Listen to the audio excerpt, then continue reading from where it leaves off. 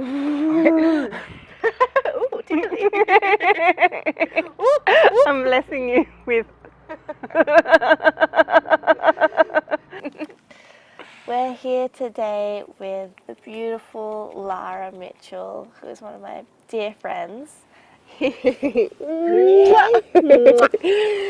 we're trialing the call to aliveness in our back garden, just to see how that goes. To shake it up. Yeah. Experiment. Yeah. And you were telling me something about following the energy, or following the everyday adventures. Yeah, I love it. It's very addictive. I warn you. I'm sure you're already doing it. I'm sure everyone is already doing it. It's just the noticing that you're doing it. But to actually take a moment, someone once told me to actually sometimes take a moment to be aware that you're happy. You know, like how we breathed before we started talking. To actually drop in and be made to be aware. So during my everyday life, as much as I can, I try and make myself aware of this precious life I've been given. And to choose the right choices with clarity from my heart. Beautiful. Yeah. How do you do that? How do you make choices that Yeah. honour your heart? Well, don't be afraid, but what I'm learning this year is rather than repress that fear and pretend it doesn't exist, to like what I've been learning this year through some Meisner techniques I've been learning with the lovely Claire D, that spontaneous part of me is recognise and acknowledge that fear and just say, okay, dude, you know, you exist. And I just feel that discomfort and let it wave out, like wave out of me. Actually wave out of me. And I'm like, I'm actually in a good mood. Whoa. I'm actually in a good mood. And then, I don't know, the imp in me just comes out and I just feel what I want to do and talk to the person I want to talk to or have the situation that my heart wants to be involved in it. And it's fun and I like doing it and I want to do it more. I like that. I like that you call it the imp in you. Yeah. I can relate to that archetype, definitely. I wonder why. Is that the part where you're like riding your bike and then you see someone on the street and they have overalls on and you're like, I love your overalls? Yes, I do that all the time. I like, excuse me.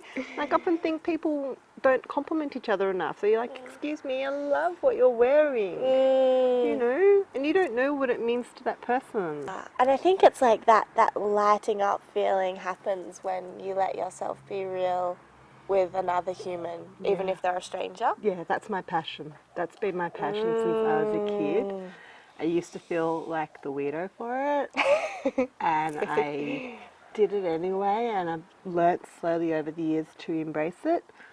Some of the most poignant moments in my life have been gifted from strangers. Can I share a meaningful one? Please. This is really meaningful to me. It really affected me at the time. I was travelling to Byron Bay on an airplane, and the woman next to me was just carrying a teddy bear. Simple. Said it was for my grandkids, nothing. Then over the course of that next hour, this absolute stranger told me what the bear really meant. Wow. So the facade was lifted and her heart came out, and it was actually a gift from her grandchildren after the death of her husband. Wow. And she told me in minutiae, moment to moment, about being there with him in his last hour. I was single at the time, so that potency of love that woman courageously shared with me. Like, I left that plane, but I was still on cloud 9. You know, sometimes it's really strangers. You just have a portal of intimacy with them. You don't know why they choose to open up, but it forever affects you. And I've had that all my life. I've had those moments. Wow. Yeah. Such a beautiful gift. Yeah. Like, I feel that magic of opening up and intimacy that could have just been bypassed, you know? Yeah, totally. And you don't always get it. Sometimes, unfortunately, with friends, for me, I'm still working on not blocking that magic with friends. Like, for me, I've had the thing of, I've had that all my life since I was a child. And I've always often kept that private to myself. And then slowly over the years, as I've grown into a more mature adult, I've enhanced that level of intimacy, understood what it really was. Probably when I met Steve, my soulmate, I got it. And I was forced to break down my barriers. I remember actually 3 years ago going, I have to become intimate with someone really up close and personal in my daily life and bring that gift out there, here for me. And that's what I've been slowly travelling through, you know. Beautiful. Steve breaks down those walls all the time. I would love to hear more about your relationship with Steve. Like you just called him your soulmate, which is pretty profound. He is. He's pretty epic to me. And ordinary, you know. Yeah, embracing that. Yeah, mundane and unusual. Gifted and magnanimous, and it's real love. And I guess that's all I wanted as a child to experience, was real love. So the intimacy that that woman gave me on the plane, I'm living out most of my life now. Yeah. There's nothing specific about him or me, yet it's everything specific about him and me, and I can't explain it. You know, I can't explain it. I was looking for it from 17 years old to 38 when I met him. And I think all that experience was what it was. And I now find myself in a position where I meet other women who are slowly meeting their men. It's like I met Steve in a 3-year process, and it worked. He became real, when before I was brokenhearted. I'd left a fiancé. I was actually suicidal at that point in my life. Wow. And my whole life was fragmented. So I made a powerful choice to just still be alive. You know, this is the call to aliveness. Yeah. I've lived that call to aliveness. Wow. Like that night I wrote when I was heartbroken poetry, and just tears fell down my face and mixed with the ink on the paper, and I'm like, that's fucking funny, even heartbroken. That's art. Performance art made me laugh, you know. So just humour and goodwill and parts of myself to recreate and dream in the right man that I could live a long time with, and do all the things my soul wants to do, so that romance isn't the only thing in my life. It's a major thing. Yeah. No, don't deny it, its value, its potency or its power, but there's these things that Steve holds so I can be out in the world. So I can plant the seeds for the next generation and really contribute from a place of empowerment. And it's from there that I want to gift the next generation. So I'm still in the fear thing of, what is this organisation? People are dropping in suggestions, but at the back of all that I go, don't worry about your fear. You've got this. You didn't think Steve existed. You didn't think Bella existed. You didn't think your internal peace and stability existed, but they all existed. So I have a faith that this organisation will come to fruition. Wow. But I'm not in it yet. So there's a deep trust. Deep trust. In your capacity to bring in deep trust. Your heart's desires. Absolute deep trust. I think that kind of process is so, powerful and liberating, because it's like giving yourself this opportunity to speak what you really want without holding back and without the thoughts of, like, if only I'm good enough, or if I'm ready, or whatever. It's just like, what do you actually want? And letting that be clarified for yourself. And the self-love is the key ingredient. Because how can you give what you need if you're not even loving yourself while you say what you need? How can the inner most scared, fractured part of you say, this is what would be healthy for me, if you don't feel safe with yourself? Totally. You know what I'm saying? Totally. Yeah, that's big. Yeah. To receive your inner child and the wounded part of you. Yeah. And each person has their own, shape that they can hold themselves with. Yeah. An archetype. Yeah. To bring to your own self. Yeah. Definitely. I would love to hear about your journey as a mother. I've just heard a little, and I've seen you with your beautiful daughter Bella, and the love that you have for her. So just anything that you feel to share. She's so cute. She's so playful. She's such a monkey. Childbirth was easy. Oh, I'm so happy you said that. Sorry. I'm so happy you said that because it's like just contrary to like the story out there of like it being, you know, an emergency and devastation. I mean, it is for some women, but it doesn't have to be the I want to make story. it's a non-judgmental thing. I'm saying there's no judgment in this or that and the other, but I just want to be honest and say it was one of the most liberating, exciting, magical experiences of my life, and I wouldn't trade it for the world. My body doesn't want to do it again because it was like a marathon. That's why for me, one child, she's magical, absolutely is me done. But inside that, like my husband was there behind me, you know, doing sonic sound healings. And I wanted it to be a home birth, and it turned out I didn't get to the hospital till the very end. It's 4.5 hours. And 4 hours of that was at home. And there was no medical intervention, which is what I wanted. But I had planned it. My strategy was, well, be sensible. You need your health intact. You need safety intact. So have your hospital set up. I couldn't have predicted it would work out how it worked out. It just did. And when I was in the guts of the most primal waves, and I'd had a lot of training, I'd gone to a woman who'd run a weekend workshop, and she'd said, when you have pain come up in the birthing process, just view it with curiosity. It's just an intensity, and the artist in me can go with that metaphor. It's just an interesting experience, and I've done Vipassana before, so it's just observing. Wow. And I want to share with you, Ari, something really magical, which I am shy, but I want to share it with you. I was in the bath at one point and I was feeling these primal waves. It's just intensity. It's just intensity.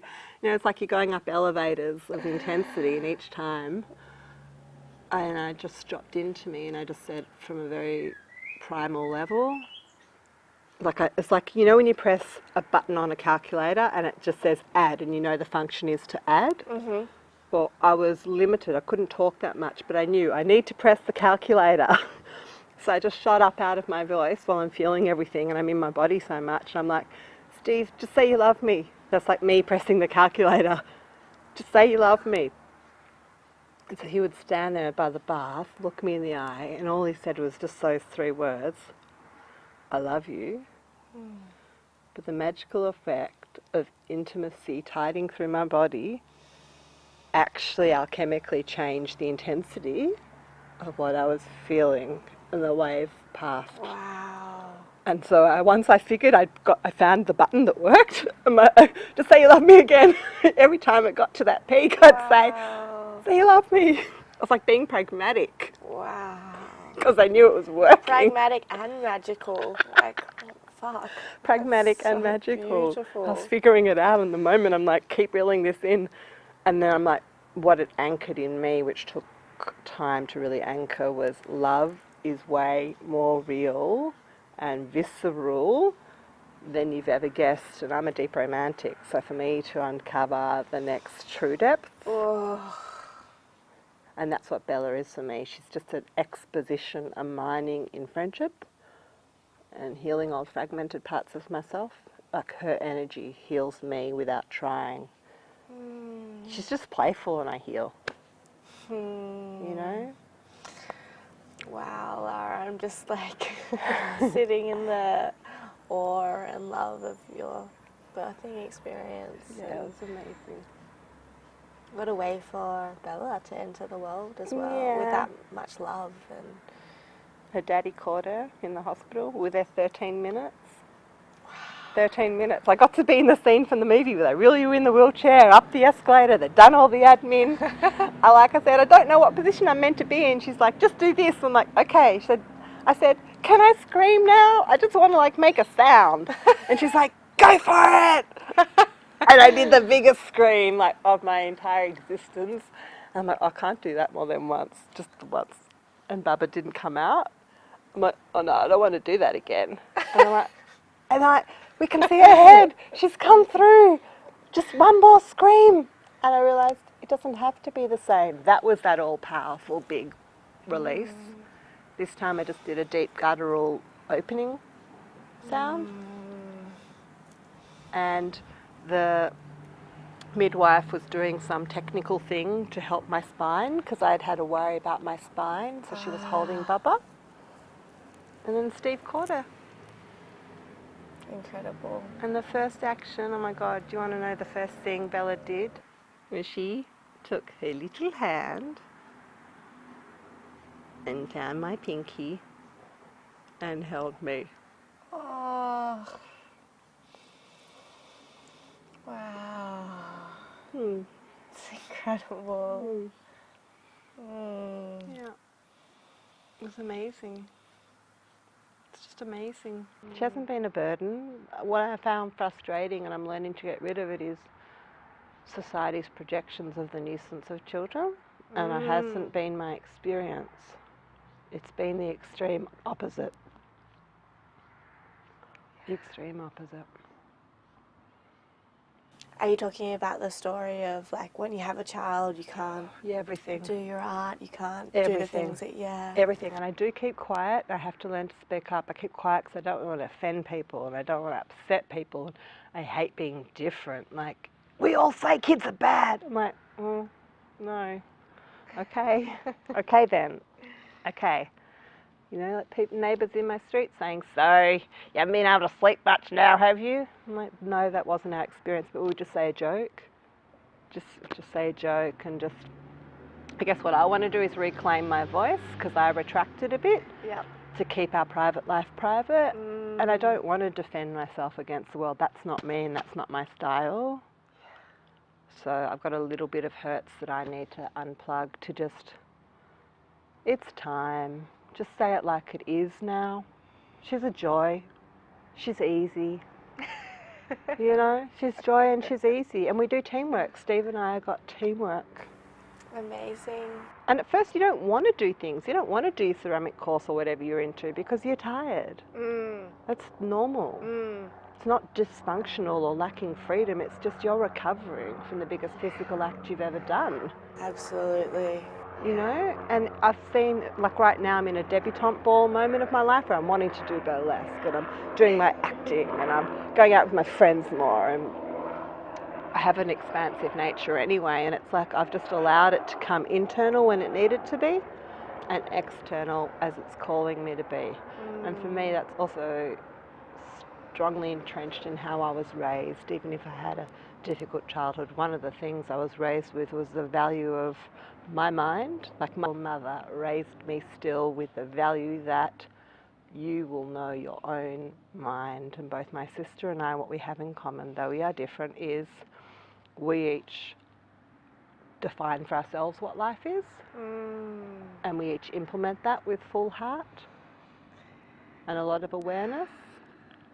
And I'm sure there's many women on the planet that do that, as well as many men. And I feel it's time for everyone to just do that with less covering or hiding or sense of solidarity. I wish that for myself and others, just to collectively share who we are and collectively be at one and be okay that life's good and enjoy it. Yeah. Just enjoy it. I want to say thank you for sharing your stories of motherhood and of birth that offer something different to what's in the mainstream, because I feel like it's just something so interesting that we kind of celebrate or like put up high, like this suffering or like this experience is so hard, and like just to hear someone saying it's a joy, it was a magical experience, like, you know, this counter story. And I'm glad to offer that. Thank you. And the teamwork with my partner. Yeah, too. absolutely. He's been there step for step for step. There's not been one moment when he hasn't been fully present in it as a father and as a person. Yeah. Amazing. Yeah. And then I'd love to ask you our signature question, which is, what is it that makes you come alive, Lara? Happiness. Dancing. Making love. Catching up with friends, being silly, laughing, remembering all the good bits from my childhood, loving my dad, eating chocolate, going to bed early, waking up happy. I don't know, op shopping. A lot. A lot. Amazing. You know? This is perfect. Finding hard rubbish. Oh. Thank you so much, Lara, My pleasure. for sharing your truth and your vibrancy, and yeah, I just really love and admire you. I love and admire you too.